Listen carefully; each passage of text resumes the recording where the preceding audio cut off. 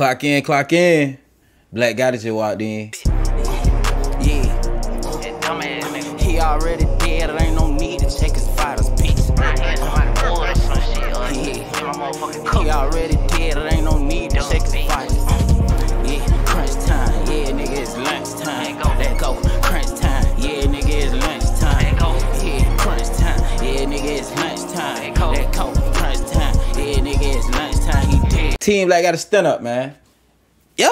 Before we get into this video, if you're new, sub. If you ain't liked the video already, make sure you leave a like. But bro, we got YNW Melly going through trial right now. I'm pretty sure this is like the most paid attention to situation at the moment, bro. Like, if you're not paying attention to the situation, like, what are you paying attention to? You feel me? Melly is being accused of killing both his friends, if you guys do not know what happened. But yeah, that's what happened. And the reason why they feel like he did it is because his name is Melly. And he made a song, Murder on My Mind. He looked like a lizard and a demon at the same time. Not to mention his last name is Demon. Real deal demon, baby. You know what I'm saying? So we got this whole court situation, you feel what I'm saying? I/we/us are paying close attention. As I can see, y'all sending me these videos. Shout out to my Discord for getting me these videos, man. But this first video on the situation we watching right now is Boosie. He pulled up to the court hearing. I don't know why the hell Boosie pulled up like he was just gonna be a good citizen that they want to use, that they gonna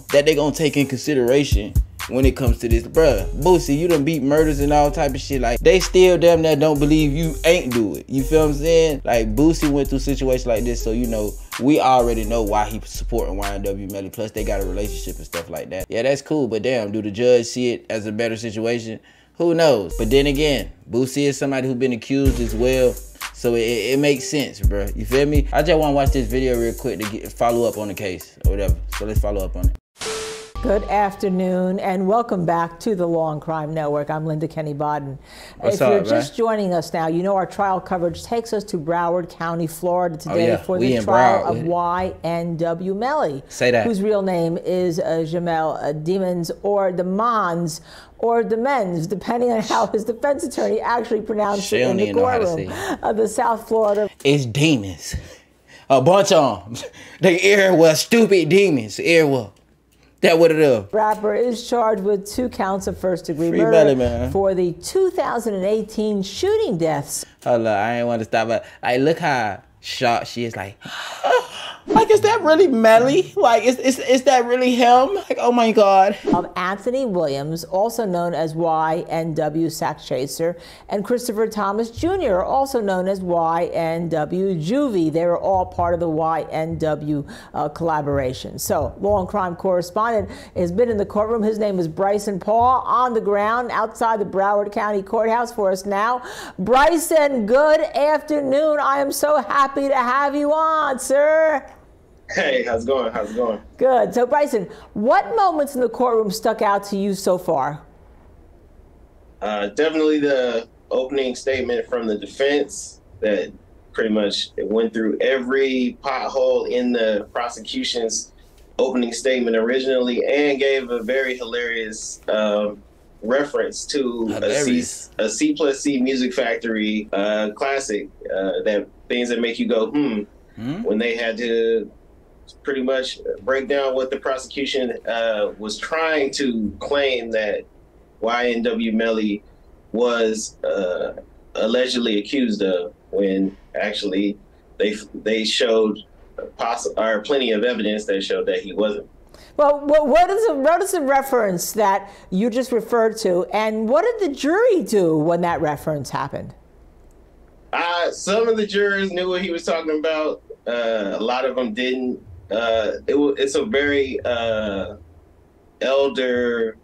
very older jury. So a few people got it, a few people didn't. It's from the 90s, so it's kind of hard to to remember that far back for a lot of them. Well, let me give it back for our viewers who don't know. Tell us.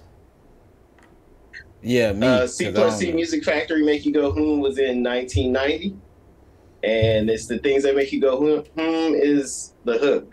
How is that relevant? Like, did I just miss something like that was said? Like, how is that relevant to convicting him? Pretty much the hook of the song. The hook in the rap song. Okay, so make you go, So when he was doing that and there was opening statements, what about the defendant's demeanor in the courtroom from both the prosecution's opening statement and for the defense opening statement?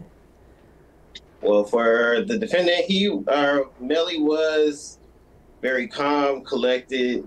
I guess I would say when the prosecution gave some retelling of what was going on, he kind of was annoyed, and you would see him write stuff down on the notes for a little bit. But other than that, he just kept it calm. I mean, I'm kind of glad to see the correspondent is a brother. You feel what I'm saying? A brother with big ass little forehead, but it's still a brother. He said YNW demeanor was unbothered. I feel like it definitely was unbothered. But I did see Melly like crack a couple smiles, a couple laughs. Now, me personally, I could see Melly doing that because he like, bruh, y'all got me sitting in here for something I didn't do, so I'm not gonna take it serious. And I know others gonna be like how you can sit there and smile when probably his family's out there and all. At this point, I don't think Melly care about the family no more. First thing y'all did was say at me once y'all heard he say, she say. You feel what I'm saying? Melly was very calm, collected. I guess I would say when the prosecution gave some retelling of what was going on, he kind of was annoyed, and you would see him write stuff down on the notes for a little bit. But other than that, he just kept it calm, kept it real calm. All right, so are there any celebrities or famous faces in attendance in that courtroom today? Oh, you got a big smile on your face, Bryce and Paul. Actually, yes. Boosie, or Lil Boosie, the artist from Louisiana, came to support. Him and Melly have a history, and Boosie actually gave him the defense information for his murder case. Wow. So I know now we know about that. It had to be something now, like that. Let's get a little bit closer. What about the victim's family? Are they in the court? And if so, have they been reacting to not just seeing Melly in the courtroom, but seeing the opening statements and the testimony? They've been very inconsolable, I would say, as the trial kicked off, and even just as different testimonies were being given, even in the opening statement from the prosecution. Once the names of the two victims were mentioned, even with them just being called brothers, best friends, or whatnot, the families of the victims would be inconsolable and often have to walk out. It's always hard for families of the victims if the defendant, no matter who's on trial, whether he's innocent or whether he's guilty. But speaking about the defendant, was his family there? And if they were there, can you tell us about their reaction to day one of the trial, Bryson? Actually, yes. All his mother, brother, grandparents, all of them were in attendance, and they all were as calm as he was, I would say. Wow, very interesting, because that must have been something that the attorney must have told them to remain calm no matter what. But while the court is on lunch recess, we know that the prosecution is getting ready for more witnesses. What can we expect after the lunch break?